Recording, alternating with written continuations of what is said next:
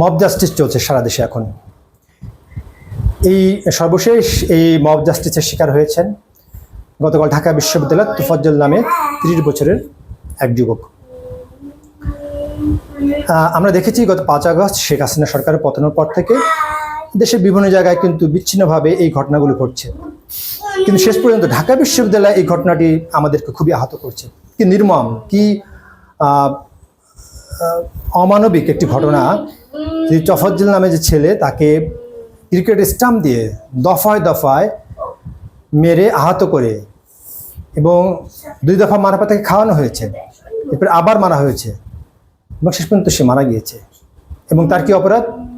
সে 6টি মোবাইল চুরি করেছে, কিন্তু সন্দেহ, এটির কিন্তু কোনো প্রমাণ পাওয়া যায়নি। সন্দেহ থেকে মব জাস্টিসের মাধ্যমে একটি তর্তা যুবককে মেরে ফেললাম। ঢাকা বিশ্ববিদ্যালয়ের ছাত্র যারা, আপনারা কয়েকদিন আগে কিন্তু শেখ হাসিনা সরকারের পতনে একটি বড় ভূমিকা রেখেছিলেন, আপনারা কিন্তু এই বিচার বহির্ভূত হত্যা, শেখ হাসিনার যে 15.5 বছরে চলছে সেটির বিরুদ্ধে সোচ্চার ছিলেন। আর আজ আপনারা নিজেরাই সেই বিচার বহির্ভূত হত্যাকাণ্ড করলেন। কারণ আপনাদের জীবনের মূল্য আছে, তোফাজ্জল তার কি জীবনের মূল্য নেই? নাকি সে ঢাকা বিশ্ববিদ্যালয় পড়ে না এই জন্য তার জীবন মূল্যহীন? আসলে বাংলাদেশে আসলে মানুষের কোনো জীবনের মূল্য নেই। রানা প্লাজা হাজার হাজার মানুষ মারা গিয়েছে, কিছু হয়নি। তাজরিন গার্মেন্টস, স্পেক্টার গার্মেন্টস, শত শত মানুষ মারা গিয়েছে, কই কিছু হয়নি, কোনো বিচার হয়নি। এবং এই ঘটনাটি যখন ঘটে, আমি একটু বলতে চাই যে এই হল একটি কম্পাউন্ড, এবং এই কম্পাউন্ডের মধ্যে কিন্তু হলের প্রভোস্ট 10 থেকে 15 জন হাউস টিউটর থাকেন। আমি বুঝলাম যে যারা মোবাইল চুরি হয়েছে, যাদের মোবাইল চুরি হয়েছে, তারা হয়তো খুবের বশবর্তী ঘটনা ঘটাচ্ছেন, কিন্তু যখন এই ঘটনা ঘটে চিৎকার চাচ্চামেচি হয়, তখন আমাদের প্রভোস্ট কি করছিলেন? আমাদের 10 থেকে 15 জন হাউস টিউটর তারা কি করছিলেন? আমি যদি বলি, আমার সময় যখন ঢাকা বিশ্ববিদ্যালয়ে ছিলাম 1999 থেকে 2005 একটি সময়ে, ওই সময় আমি যদি দেখি যে আমাদের সময় প্রতিনিয়তই হল থেকে মোবাইল চুরি হওয়া, কাপড় চোপড় চুরি হওয়া, এগুলো ঘটতো, এবং ধরে হয়তো মারপিটও করা হতো, কিন্তু মেরে ফেলা হতো না। এখন কেন এই ধরনের ঘটনা ঘটছে? যে ছাত্ররা কয়েকদিন আগে এই ধরনের একটি আন্দোলন করলেন, আর ছাত্রদের ব্যর্থতা আমি বুঝলাম। ছাত্রদেরকে এর মধ্যে 4 জন ছাত্রকে গ্রেফতারও করা হয়েছে। কিন্তু আমি যেটা বলছিলাম যে এই হল কম্পাউন্ডের মধ্যে হলের যে অভিভাবক, যে প্রশাসক, প্রভোস্ট, উনি কোথায় ছিলেন? উনি কী করছিলেন? উনি কেন এসে এটি থামাননি? হাউস টিউটররা কী করছিলেন? শুনেছি হাউস টিউটররা কি এসেছিলেন, বলছে বাবা ওদেরকে ছেড়ে দাও। ছেড়ে দিলে মানে বলে উনি চলে গেলে দায়িত্ব শেষ? প্রক্টর সাইফুদ্দিন আহমেদ, উনি একজন দল নিরপেক্ষ মানুষ, উনি কি করেছিলেন?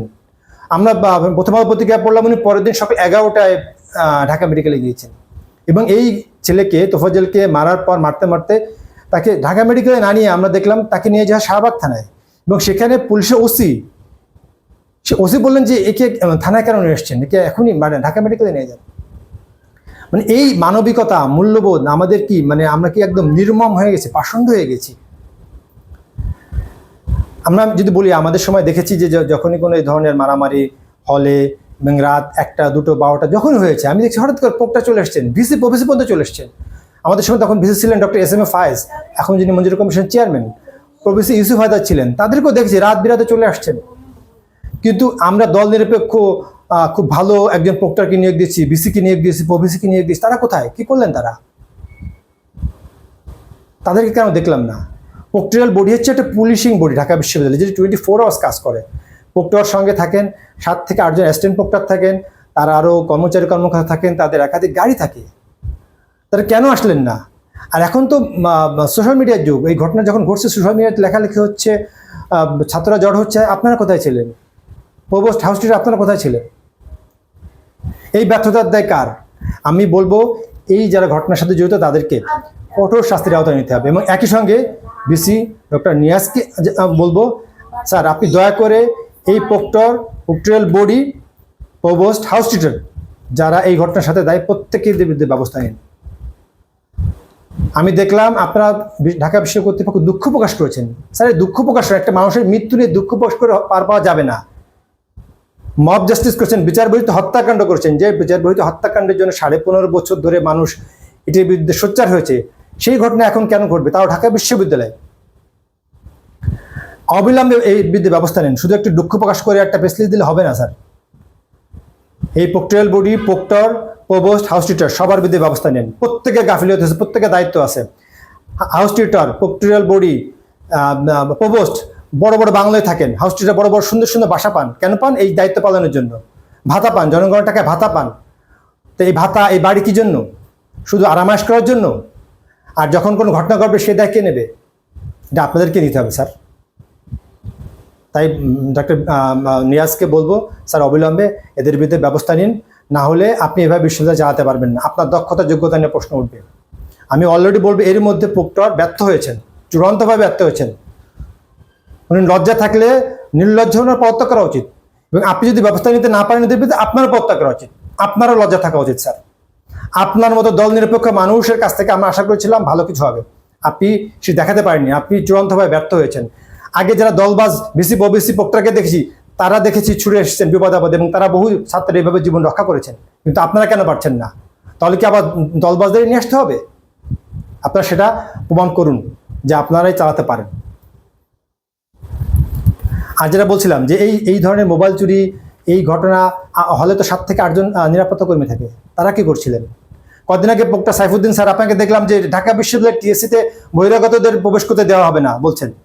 আপনার হলের ভিতরে বহিরাগত প্রবেশ করে যাচ্ছে, আবাসিক হল, আপনি সিঁড়ি ঠেকাতে পারছেন না। আপনি টিএসসির মতো একটি উন্মুক্ত জায়গায় আপনি বহিরাগত নিয়ে আপনি খুব মানে উত্তেজিত। এগুলো বন্ধ করুন স্যার। এই ধরনের পরিচালনা আমরা বুঝি স্যার, আমরা ঢাকা বিশ্ববিদ্যালয়ের ছাত্র ছিলাম, আপনারা শিক্ষক তো, আমরাও ছিলাম। তো এই ধরনের লোক দেখানো, আগে 15.5 বছরের যে স্টাইলে আপনার শেখ হাসিনা তার প্রক্টর ভিসি কাজ করেছেন, সেই স্টাইল আর চালিয়েন না। এই সরকার গতানুগতিক একটি সরকার না। এই সরকার জনবিপ্লব, গণ অভ্যুত্থানের মাধ্যমে আসা একটি সরকার। সেই সরকার আপনাকে নিয়োগ দিয়েছে। সুতরাং এই সরকারকে শক্ত করতে, এই সরকারকে ব্যর্থ হতে না দিলে আপনাদের এই ঘটনার সাথে যারা যারা ব্যর্থ তাদেরকে অবিলম্বে খুঁজে বের করে ব্যবস্থা নিতে হবে স্যার। সবাই